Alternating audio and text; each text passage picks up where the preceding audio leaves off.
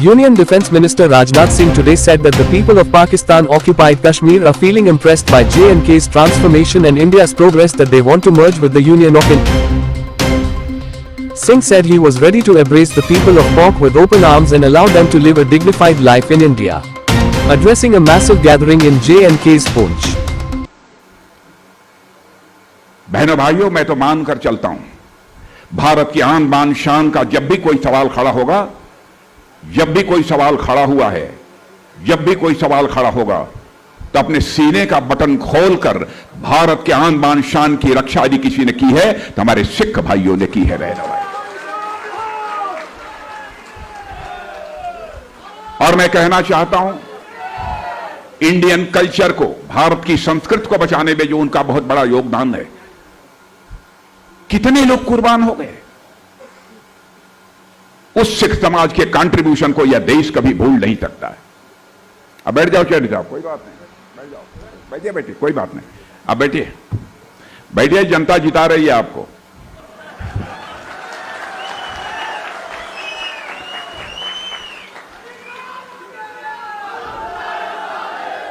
मेरे बहनों भाइयों, 10 साल के बाद यह जम्मू कश्मीर का चुनाव हो रहा है और मैं मानता हूं यह केवल केंद्र शासित प्रदेश जम्मू कश्मीर का चुनाव नहीं है। इस चुनाव पर केवल भारत के लोगों की ही नहीं बल्कि सारी दुनिया के लोगों की नजर इस समय टिकी हुई है।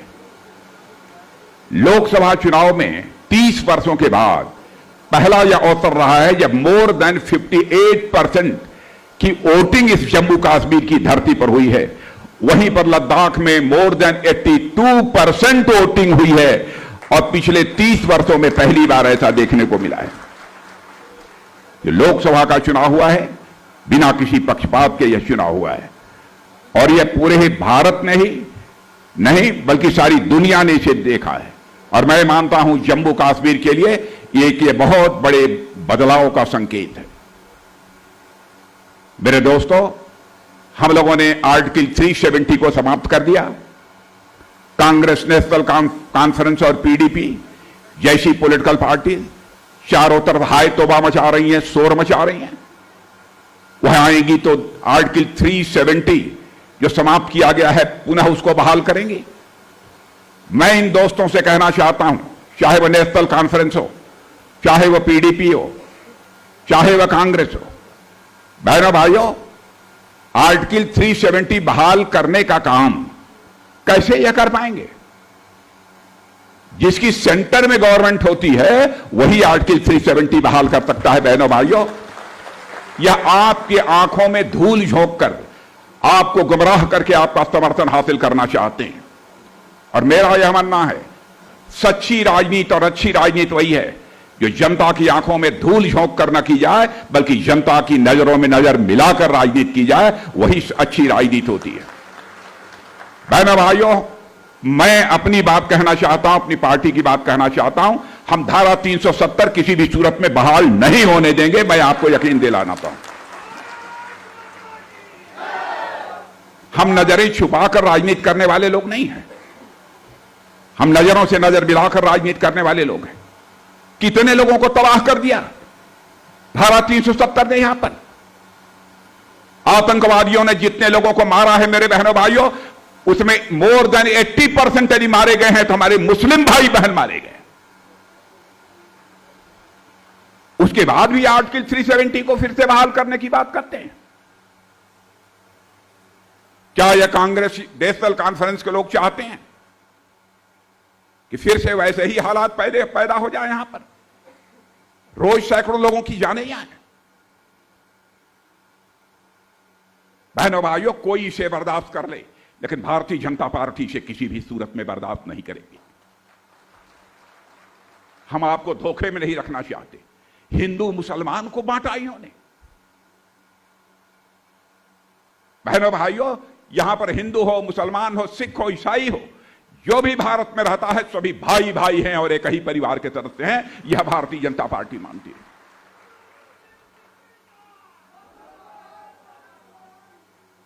हिंदू और मुस्लिम में तफरका पैदा करने का काम भारत की राजनीति में यदि किसी ने किया है तो कांग्रेस ने किया है, केवल वोट हासिल करने के लिए, केवल सरकार बनाने के लिए। मेरे बहनों भाइयों, मैं कहना चाहता हूं, राजनीति केवल सरकार बनाने के लिए नहीं की जानी चाहिए। राजनीति यदि की जानी चाहिए तो देश बनाने के लिए राजनीति की जानी चाहिए, समाज बनाने के लिए राजनीति की जानी चाहिए। ये क्या कर रहे हैं? हमारे पाकिस्तान से जो हमारे शरणार्थी भाई थे, आए थे, बहुत सारे सब मुस्लिम थे। उनको वोट, राइट टू वोट नहीं था, वोट देने का अधिकार नहीं था। वाल्मीकि समाज के लोग और सफाई कर्मियों को, इनको वोट डालने का अधिकार नहीं था। बहनों भाइयों, ये सारा अधिकार हम लोगों ने आर्टिकल 370 समाप्त करके दे दिया है। वह भी इंसान है। इंसान और इंसान के बीच भेदभाव क्यों होना चाहिए? केवल इंसान और इंसान को लड़ाकर ये सरकार बनाना चाहते हैं। शेड्यूल्ड ट्राइब के लोगों को इन लोगों ने क्या क्या नहीं किया है। असेंबली में बहनों भाइयों, उनको जगह नहीं थी। शेड्यूल्ड ट्राइब को जम्मू कश्मीर की असेंबली में हम लोगों ने सीट रिजर्व कर दिया। क्या हमने अपराध किया है? बहुत सारी ऐसी जातियां थी, पद्दारी जनजाति, पहाड़ी जात शंभू, गड्ढा ब्राह्मण, कोली, इन सभी को शेड्यूल्ड ट्राइब का दर्जा देने का काम यदि किसी ने किया है तो हमारी सरकार ने किया है, हमारे प्राइम मिनिस्टर ने दिया है। और मैं कहना चाहता हूं, आर्टिकल 370 के कारण बहनों भाइयों, हमारा जम्मू कश्मीर बहुत ही पीछे छूट गया। लेकिन मैं यकीन दिलाना चाहता हूं, क्योंकि जिंदगी में हमने राजनीति की है तो जनता की आंखों में धूल झोंक कर राजनीति नहीं की है। मैं यकीन आपको दिलाना चाहता हूं मेरे बहनों भाई, आप देख लेना 10 वर्षों के अंदर यदि एक बार भारतीय जनता पार्टी की जम्मू कश्मीर में सरकार बना दो, इस हिंदुस्तान का सबसे डेवलप्ड स्टेट यदि कोई होगा तो आपका जम्मू कश्मीर होगा मेरे बहनों भाई। भारत का संविधान यहां लेटर एंड स्पिरिट में लागू नहीं होता था। धारा 370 समाप्त करने के बाद वह लेटर एंड स्पिरिट में अब यहां पर लागू होगा। लाल चौक पर भारत का तिरंगा झंडा नहीं लहराता था। मैं पूछना चाहता हूं, ईमान से यदि कोई कहे अपने कलेजे पर हाथ रखकर, जो राज्य भारत का हिस्सा है, क्या वहां पर भारत का तिरंगा नहीं लहराना चाहिए? मैं आपसे पूछना चाहता हूं, पीछे के लोगों से, क्या यह इंसाफ नहीं है कि वहां भारत का तिरंगा लहराना चाहिए? लेकिन बहनों भाइयों, आज किसी ने मां का दूध नहीं पिया है कि लाल चौक पर भारत का तिरंगा झंडा फहराने से हमको कोई रोक दे। बहनों भाइयों, किसी ने मां का दूध नहीं पिया। हम तो कहते हैं पाक ऑक्युपाइड जो हमारा कश्मीर है, वहां के लोग इतने परेशान हैं। आप कभी जाते होंगे तो आपको जानकारी मिलती होगी। अब वहां के लोग यह सोचते हैं, जम्मू कश्मीर में जिस तरीके से धीरे धीरे परिवर्तन प्रारंभ हुआ है, सारा हिंदुस्तान में जिस तरीके से परिवर्तन हो रहा है मोदी जी के नेतृत्व में, और हमारा देश आगे बढ़ रहा है, अब वो लोग ये सोचने लगे हैं कि अब हमको अधिकृत कर जम्मू कश्मीर के रूप में नहीं रहना है, बल्कि हमको भारत में यदि मिला दिया जाए तो हमारी खुशहाली बढ़ जाएगी। हमने कभी नहीं सोचा कि वहां के रहने वाले लोग मुसलमान हैं, कौन हैं, हम उनको नहीं लेंगे। यह सोच सकता है यदि कोई, तो कांग्रेस सोच सकती है, नेशनल कॉन्फ्रेंस सोच सकती है, पीडीपी सोच सकती है। ये कैसे गुमराह करते हैं आपको।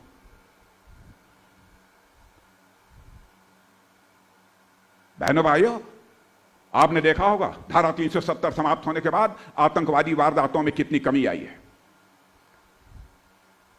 और मैं यकीन दिलाना चाहता हूं, अब हमारा जम्मू कश्मीर टेररिज्म के लिए नहीं जाना जाता है दुनिया में, बल्कि टूरिज्म के लिए जाना जाता है मेरे बहन भाई। टूरिज्म के लिए जाना जाता है। बहुत सारी समस्याएं हैं और हमारे यहां के कैंडिडेट चौधरी साहब ने भी बहुत सारी मांगे हमारे सामने रखी हैं। मैं उनको बतलाना चाहता हूं, आप एक बार चुनाव हो जाने के बाद एक डेलीगेशन लेकर मुझसे मिलिए, इसलिए हम आपका समर्थन चाहते हैं। प्रॉब्लम्स बहुत हैं। मैं इसके पहले डिफेंस मिनिस्टर रहने के पहले भारत का गृह मंत्री था, होम मिनिस्टर था। और मैं बतलाऊं, मैं कश्मीर गया, वहां मुझे जानकारी मिली कि मुस्लिम कम्युनिटी के हमारे कुछ छोटे छोटे बच्चे 9 साल, 10 साल, 11 साल, 12 साल स्टोन पेल्टिंग में उनके खिलाफ FIR दर्ज है और लोग जेल भेजे जा रहे हैं। बहनों भाइयों, पूरा जम्मू कश्मीर इस बात का साक्षी है। मैंने उस समय आदेश दिया था कि इन बच्चों का गुनाह नहीं है, बल्कि इन बच्चों को गुमराह किया गया है, इसलिए बच्चों के सारे केसेस विड्रॉ कर लिए जाने चाहिए। यह काम इसी जम्मू कश्मीर में किया।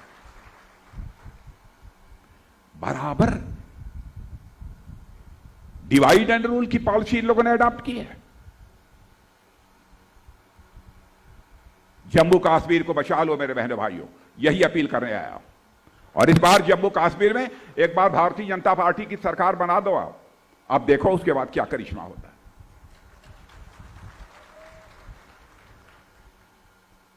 नेता आते हैं, तरह तरह की बातें करके गुमराह करके चले जाते हैं। नेता वह है जिसके दामन पर लंबे राजनीतिक जीवन के बावजूद कोई एक दाग भी न लगी है।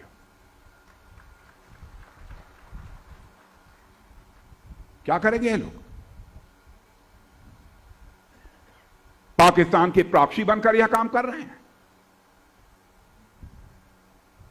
पाकिस्तान भी यदि रास्ते पर आ जाता है बहनों भाइयों, हम सबके साथ अच्छे रिश्ते बनाकर रखना चाहते हैं, सारे पड़ोसी देशों के साथ।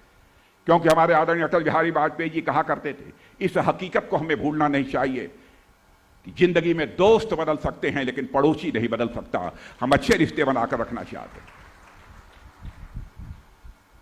इसलिए मैं आप सबसे अपील करने आया हूं, हमारे चौधरी अब्दुल गनी साहब को जिता दीजिए। आइए, कहां हैं? आइए।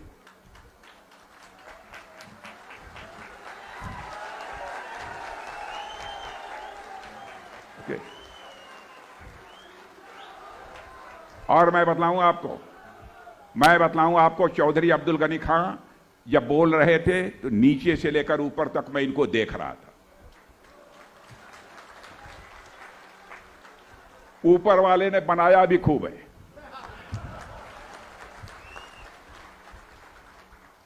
ऊपर वाले ने बनाया भी खूब है। यदि आपकी समस्याओं, आपकी कठिनाइयों के लिए जरूरत होगी तो हमारे अब्दुल गनी चौधरी साहब 2-2 हाथ करने में भी पीछे नहीं रहेंगे मेरे बहनों भाइयों, मुझे विश्वास है।